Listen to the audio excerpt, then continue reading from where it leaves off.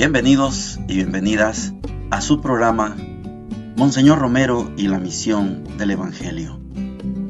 Un programa que lleva dos objetivos: conocer a Monseñor Romero y estudiar la Sagrada Escritura con un juicio crítico desde la teología de la liberación. Cada día tendremos un encuentro con Monseñor Romero y con el Dios de Jesús.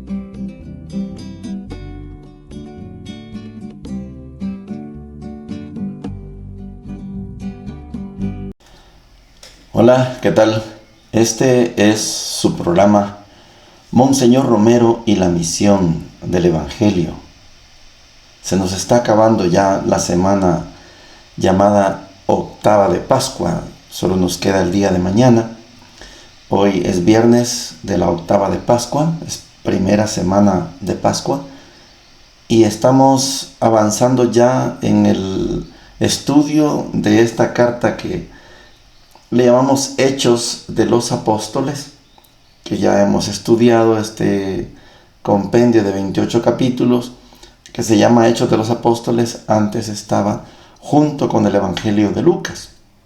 Estamos estudiando también los diversos evangelios, estudiando la resurrección de Jesús. Todo estos días es como si fuera un solo día, como si fuera el primer día de la semana, y poco a poco vamos a ir estudiando fuera del primer día de la semana. En la primera parte, escuchando a Monseñor Romero, yo estoy seguro que estamos aprendiendo bastante de él. Vamos a descubrir ahora cómo él explica cuál es la línea del arzobispado, no la línea del arzobispo, porque esas son dos cosas completamente diferentes. Él explica del arzobispo: yo no tengo una línea, pero seguimos una línea como arzobispado. Quiero que le pongamos atención a esto porque es vital. Estamos hablando de su última homilía en la catedral. Es la penúltima homilía de su vida, solo falta la del 24, que va a ser en el Hospitalito, un día lunes, donde le va a llegar el disparo. Pero con esta homilía del 23 de marzo de 1980, su última homilía en la catedral, está bien clara la postura de cuál es la línea del arzobispado. Oigamos a Monseñor. Siempre informando de la vida de nuestra diócesis. En Calle Real, Ciudad Delgado, tendremos esta tarde confirmaciones a las 4. En las comunidades catecumenales celebraron esta semana el anuncio de la Pascua. En Soyapango se abre un nuevo centro de cristiandad dirigido por los padres dominicos del Rosario. En Santa Tecla, la comunidad eclesial de base estudia y se compromete cada vez más con este método de la pastoral.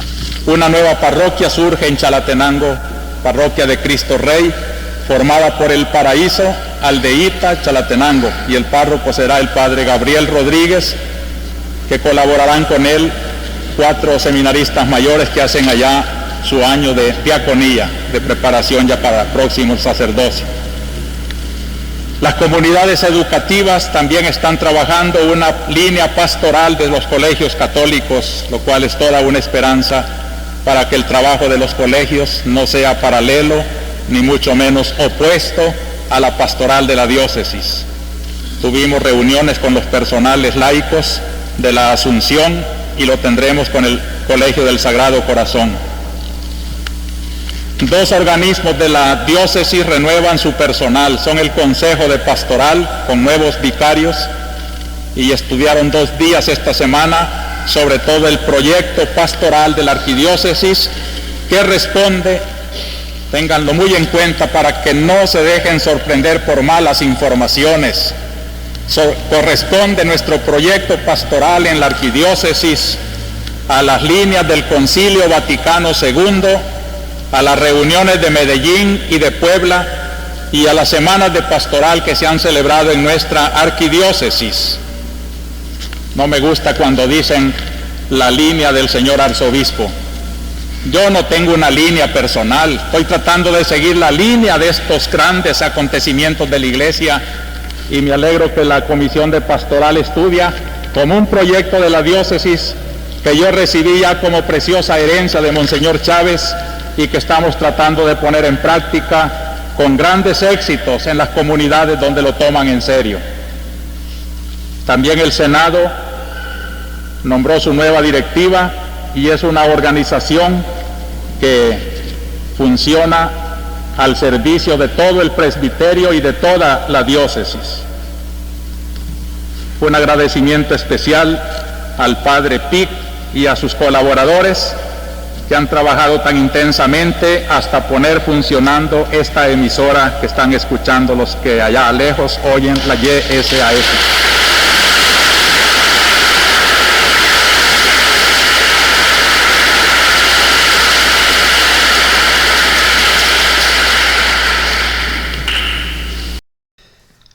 De verdad que es necesario entender muy bien que no hay una línea del arzobispo, no es el antojo de él. Para los que no están familiarizados con los ambientes católicos, yo sé que algunos de ustedes no son católicos, algunos tal vez ni siquiera son creyentes, pero solo les explico. El arzobispado es una institución eclesiástica, es una circunscripción, una diócesis, es un territorio. En el caso de Monseñor Romero, estaba comprendido por 4 departamentos: San Salvador, La Libertad, Chalatenango y Cuscatlán. Eran 4 departamentos. En un momento de la historia, hacen diócesis a Chalatenango. La arquidiócesis solo tiene 3 departamentos: San Salvador, La Libertad y Cuscatlán. Monseñor Romero es el obispo, arzobispo, pero obispo de estos 4 departamentos. El arzobispo actual es el encargado de 3 departamentos nada más. En esos 3 departamentos hay multitud de parroquias. Las parroquias que están comprendidas en esos 4 departamentos en tiempo de Monseñor Romero, 3 departamentos en el actual arquidiócesis, les corresponden al arzobispo. Esas parroquias coordinan, son lideradas por el arzobispo. Así las diócesis con su obispo saben cuántos departamentos son, cuántas parroquias. Las diócesis, en este caso la arquidiócesis, tiene una herencia. Hay un antecesor. Monseñor Romero tuvo como antecesor a Monseñor Luis Chávez y González. Estuvo 38 años siendo arzobispo.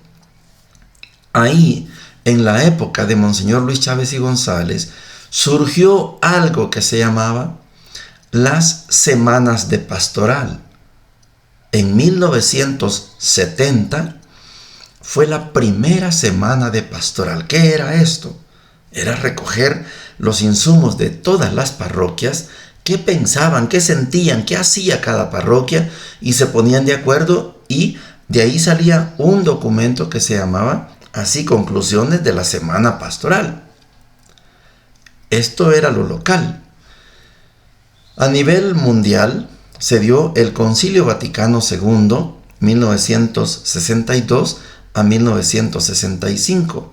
Era una renovación de la iglesia y se le dio el título de Concilio Ecuménico.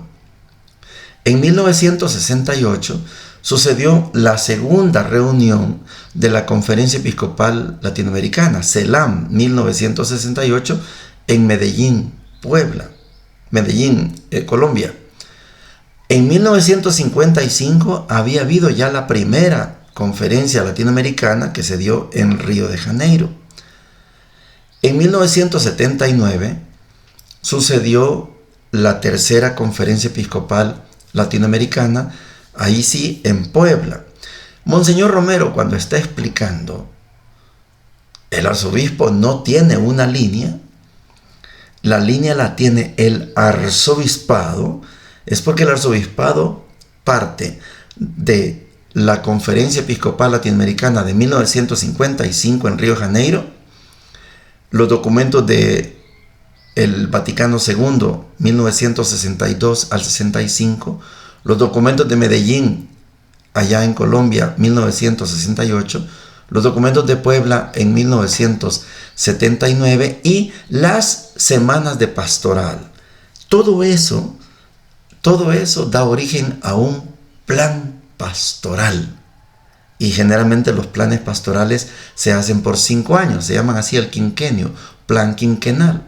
Quería explicar esto porque algunos de ustedes no están familiarizados y me gusta cuando Monseñor es categórico. El arzobispo no tiene una línea. No, esto no es una cosa como de una presidencia de la república o de una alcaldía municipal, esto es otra cosa. Aquí hay un colegio, hay antecedentes, hay antecesores. Y por esto yo no llego a inventar el agua azucarada, yo llego a seguir una línea pastoral. Quería explicar esto porque en la medida que nos vamos metiendo en los hechos eclesiales, en los hechos de la semana, que Monseñor es el periódico del pueblo, vamos a ir escuchando cosas de estas que algunas ameritan una gran explicación. Cuando el pueblo aplaude es porque está entendiendo completamente el mensaje. Y el aplauso es como decir, yo lo hubiera dicho igual. Esto es un aplauso. Las lecturas para el día de hoy. La primera es la tomada de Hechos, capítulo 4, versículos del 1 al 12. Dice lo siguiente. Mientras los apóstoles hablaban al pueblo, se presentaron ante ellos los sacerdotes, el jefe de los guardias del templo y los saduceos, irritados de que predicaran y anunciaran al pueblo la resurrección de los muertos cumplida en la persona de Jesús. Estos detuvieron a los apóstoles y los encarcelaron hasta el día siguiente porque ya era tarde. Muchos de los que habían escuchado la palabra abrazaron la fe y así el número de creyentes, contando solo los hombres, se elevó a unos 5,000. Al día siguiente se reunieron en Jerusalén los jefes de los judíos, los ancianos y los escribas, con Anás, el sumo sacerdote, Caifás, Juan, Alejandro y todos los miembros de las familias de los sumos sacerdotes. Hicieron comparecer a los apóstoles y los interrogaron: ¿con qué poder o en nombre de quién ustedes hicieron eso? Pedro, lleno del Espíritu Santo, dijo: jefes del pueblo y ancianos, ya que hoy se nos pide cuenta del bien que hicimos a un enfermo y de cómo fue sanado, sepan ustedes y todo el pueblo de Israel, este hombre está aquí sano delante de ustedes por el nombre de nuestro Señor Jesucristo de Nazaret, al que ustedes crucificaron y Dios resucitó de entre los muertos. Él es la piedra que ustedes, los constructores, han rechazado y ha llegado a ser la piedra angular, porque en ningún otro existe la salvación, ni hay bajo el cielo otro nombre dado a los hombres por el cual podamos salvarnos. Palabra de Dios. Te alabamos, Señor. Es hora de dar testimonio. En Hechos 2 tenemos un gran discurso de Pedro, que logró la conversión de 3,000, se bautizaron 3,000. En los pórticos de Salomón tenemos otro discurso que terminó ayer.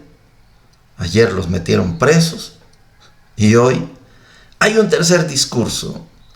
Este tercer discurso es una apología, vamos a usar esa palabra. Es una defensa de lo que él ha hecho, de lo que él y Juan han hecho en el pórtico de Salomón, en esa puerta que se llama la Hermosa. Curaron a un paralítico en nombre de Jesús y hoy les toca como juicio dar un discurso. vamos a tratar de meternos en los discursos de Pedro, porque luego vendrán también discursos de Pablo. Pero va a venir también un discurso, el discurso del capítulo 7, el discurso de Esteban. Es una maravilla de discurso, largo pero maravilloso. Este tercer discurso, vamos a ponerlo así como que difiere del juicio que le hicieron a Jesús. Cuando a Jesús le hacen un juicio, se lo hacen de noche. A estos dos apóstoles los han capturado en la tarde, los metieron a la cárcel. No les hicieron juicio de noche, a Jesús le hicieron un juicio de noche, a oscuras, a escondidas. Segunda característica, Jesús no pudo defenderse. Las preguntas que le hacen fueron directas. Y cuando él dice que él es hijo de Dios, se rasgan las vestiduras, ha blasfemado y lo van a crucificar. Pedro sí da un discurso, no para defensa de él, sino para dar a conocer la resurrección de Jesús. Miren, yo soy el jefe del grupo. No es ese el discurso, no es esa la apología. La apología es para la resurrección. Ustedes lo mataron, pero Dios lo resucitó. Peleen con Dios. Cuando fue el juicio contra Jesús, Jesús no tenía experiencia antecesora para decir así como aquel. No, Jesús es la primera vez, por eso las respuestas que él da son las que él entendía y tenía que hacerlas valer. No valieron, lo crucificaron. Pedro tiene un antecesor, Jesús. Jesús ya fue enjuiciado de noche, sin defensa. Aquí estamos dos, Santiago y Juan. ¿Se acuerda que los juicios en la cultura judía tienen que tener un testigo? Bueno, yo le dije, oro y plata no tengo, no tenemos. No dijo no tenemos, no tengo. En nombre de Jesucristo, porque lo que tengo es lo que te doy, en nombre de levántate, camina. Y Juan es testigo. Jesús no tuvo testigo, Pedro tiene testigo. Pero Pedro no da un discurso para defensa de él, de la actitud de él, sino el discurso, la apología es sobre la resurrección de Jesucristo. El problema es que los saduceos no creen en la resurrección. El problema es que el Sanedrín no creyó en Jesús como el Mesías. El problema es que el Sanedrín, según Mateo, le dio dinero a los soldados para que dijeran y divulgaran la noticia de que los discípulos se robaron el cadáver. No existe la resurrección. Para el Sanedrín no existe la resurrección. Pedro, tomando la palabra, defiende la resurrección. Esto quería dejarlo sentado, ¿verdad? No es un capricho de Pedro. No, es una defensa de la resurrección. Ustedes lo mataron, pero Dios lo resucitó. Ustedes lo despreciaron y ahora Él es la piedra angular. Cuando alguien construía una casa, un edificio, construía en arco. Cuando ya el arco estaba por vencer la base y este otro arco casi vence el peso, casi vence la gravedad, casi vence la base, en medio de estos dos arcos se ponía una piedra. Esa es la piedra angular. Cuando se pone la piedra angular, ningún arco cede. Esto es un sistema de construcción. Cristo es la piedra angular, la piedra que sostiene toda la fe. Ustedes lo mataron, pero Él, Dios, lo resucitó. Háblenle a Dios, pídanle explicaciones a Dios. Porque ustedes lo despreciaron, Dios lo hizo la piedra angular, la piedra que sostiene los dos arcos. Por eso la estructura de la fe está sostenida en Jesús. Hablen con Dios. Dios es el que lo resucitó, no nosotros. Este que está aquí con nosotros fue sanado en nombre de ese que ustedes despreciaron, el resucitado. Hablen con Dios, reclámenle a Dios. Dios fue el que lo resucitó. Esta es la apología de Pedro. El evangelio muy interesante, capítulo 21, versículos del 1 al 14, dice lo siguiente. Jesús se apareció otra vez a los discípulos a orillas del mar de Tiberíades. Sucedió así. Estaban juntos Simón Pedro, Tomás, llamado el mellizo, Natanael, el de Caná de Galilea, los hijos de Zebedeo y otros 2 discípulos. Simón Pedro les dijo: voy a pescar.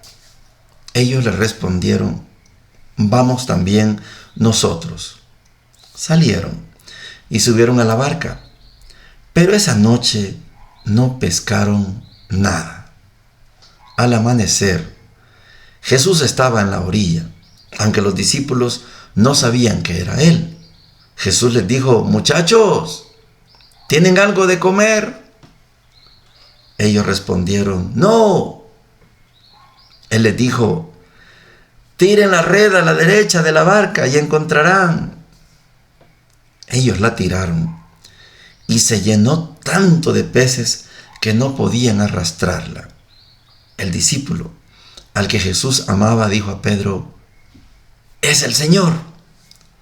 Cuando Simón Pedro oyó que era el Señor, se ciñó la túnica, que era lo único que llevaba puesto, y se tiró al agua. Los otros discípulos fueron en la barca arrastrando la red con los peces, porque estaban solo a unos 100 metros de la orilla. Al bajar a tierra, vieron que había fuego preparado y un pescado sobre las brasas y pan. Jesús les dijo: traigan algunos de los pescados que acaban de sacar. Simón Pedro subió a la barca y sacó la red a tierra, llena de peces grandes. Eran 153. Y a pesar de ser tantos, la red no se rompió. Jesús les dijo: vengan a comer. Ninguno de los discípulos se atrevía a preguntarle: ¿quién eres?, porque sabían que era el Señor. Jesús se acercó, tomó el pan y se lo dio, e hizo lo mismo con el pescado. Esta fue la tercera vez que Jesús resucitado se apareció a sus discípulos. Palabra del Señor. Gloria y honor a ti, Señor Jesús. Necesitaríamos muchas horas para sacarle la riqueza que tiene este texto del Evangelio. No es posible invertir tanto tiempo en un programa como este. Tenemos estimados 20, 22, 23, 25 minutos para explicar el audio de Monseñor Romero, la primera lectura y el Evangelio. Pero fijémonos en algunos detalles. Primero, lo último, es la tercera vez que se aparece Jesús según Juan. La primera, capítulo 20, no está Tomás. La segunda, siempre capítulo 20, ya está Tomás a los 8 días. El día de la resurrección ellos están encerrados. Se aparece la primera vez Jesús. Tenían miedo, las puertas están cerradas. Jesús entra sin que la puerta se abra y les dice: la paz esté con ustedes. Reciban el Espíritu. Primera aparición. Segunda, Tomás, ven, mete tu dedo en mi llaga, en mi costado, y de ahora en adelante no seas incrédulo, sino creyente. Esta es la tercera vez. Quiero que nos pongamos en la primera y segunda vez. ¿Qué fruto produjo la primera y la segunda aparición de Jesús según San Juan? San Juan, como evangelio, tiene que demostrar que primero se hace el milagro para que la gente crea, no al revés como en los sinópticos. Si algo sucede, si un milagro sucede, es porque hay fe. En los sinópticos, en Juan, hay que hacer el milagro para que la gente crea. Jesús se ha aparecido 2 veces, Juan 20 y Juan 20, 2 del mismo capítulo. Pero en esta lectura de hoy, capítulo 21, Pedro dice, voy a pescar. Están reunidos 7. Usted los puede contar. Está Simón Pedro, está Tomás, Natanael, están Santiago y Juan, los hijos de Zebedeo, y otros 2 discípulos. Hay 7. Pedro dice, voy a pescar. Esa expresión en el Evangelio de Juan es muy fuerte. Yo me quiero meter en el escenario como que fuimos a una actividad X, una fiesta de 15 años, matrimonio o un velorio, y están todos como con las manos en la quijada, aburridos, y alguien tiene una idea, vamos a caminar un rato allá afuera. Vamos, están aburridos. Ya pasaron 2 apariciones, y contrario a Lucas, fíjese cómo sucede la cuestión. En Lucas, cuando sucede Pentecostés, Lucas, la vivencia de Pentecostés en el capítulo 2 de los Hechos, Pedro se lanzó un gran discurso. En este caso, Pedro, en Juan, está aburrido. Los otros 6 están aburridos. Dice Pedro, voy a pescar. Vamos también nosotros. Están aburridos. Volvieron a lo mismo que eran antes. Pescadores de pescados. Jesús los había llamado para ser pescadores de hombres. Pescan, tiran la red, no agarran nada. Y cuando Jesús les pregunta, muchachos, ¿tienen algo de comer? No. Tiren la red a la mano derecha de la barca. La tiraron y recogen 157 peces grandes. Ahí está el milagro. Juan, como ya hay un milagro, Juan, el discípulo amado, el hijo de Zebedeo, hermano de Santiago, dice, es el Señor. La expresión es el Señor es una expresión del origen de las comunidades cristianas. No es cualquier, es el Señor. No es cualquier, es el Señor. Este es un credo, es una confesión. La palabra en griego es Kyrios, es mi Señor, es mi Dios. No tanto, como explicábamos ayer, es el Mesías judío. No, es el Señor. Señor es más que el Mesías judío. Kyrios es el Señor. Pedro despertó, se puso la túnica, se tiró al agua, llegó. Luego vinieron los otros arrastrando la red muy pesada. Vieron el fuego, un pescado, un pan, o pan y pescado. Y Jesús les dijo, traigan de los que ustedes acaban de pescar. 157 pescados, yo me los quiero imaginar. 157 pescados. Eso es un símbolo que algunos estudiosos dicen que el 157 es porque ese era el número de las ciudades que se conocían en esa época. 157 ciudades componían el Imperio Romano. Era la zona donde ellos se movían. Una red con 157 peces no la puede arrastrar una persona, es mentira. Son de los grandes. Alguien puede con 10, con 15, con 157 no. Va Pedro y arrastra. Pedro es el líder del grupo. Él se tiró al agua, dejó a aquellos que trajeran la red. Ahora, como él es el líder, ahora él va a traer la red. El último detalle, no da tiempo para más. Quiero que noten ¿Qué es lo que hizo Jesús?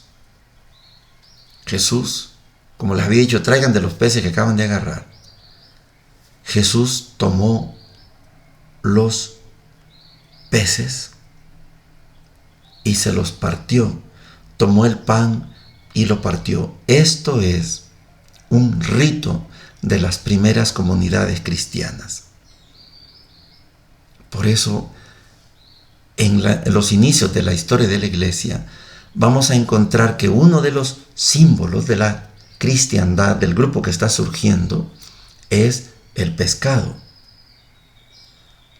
Después hay otro signo, el pan, pescado y pan.